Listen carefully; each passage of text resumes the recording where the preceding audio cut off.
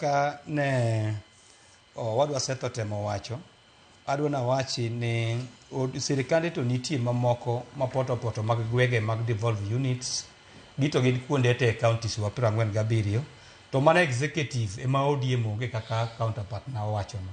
Koro miyo sirikande mapoto mag gwenge go to are there all over.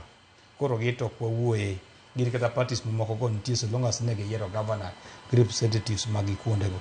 Koro machielo kendo ing'ene a confirm waonge sirikal to ningeche kata mana kaka jatugo wan go wadwa lunga mane wuok e Gor Mahia kata Harambee Stars mano kawo dhi goche pinje maoko.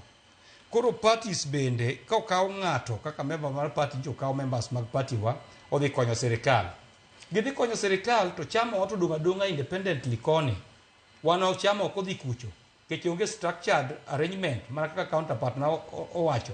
Moselosi kata moseloso gi chama mar UDA.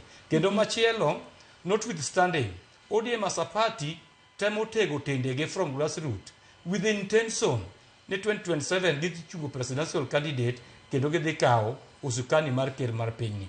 Onge chama minyalo losi maonge gi nia mar dhi e loch.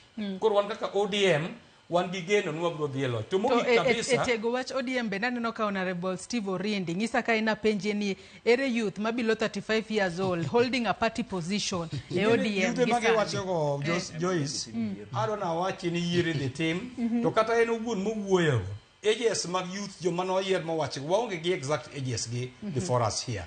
To wang'eyo ni ka ODM dhi timo yiero to youth omi thuolo to bende youth gi kiyiero gi they must avail themselves mondo gibed elected. Ok nyalom gi pacho.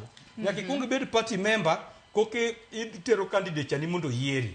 Koro youth gi ageno ni gidhi avail themselves mondo yier gi positions mag youth. To mogik wan kaka jo Homa Bay wadhi timo yiero mar party to kendo at the county level an dala kendo nya winjo ground kaka ground wacho. Ground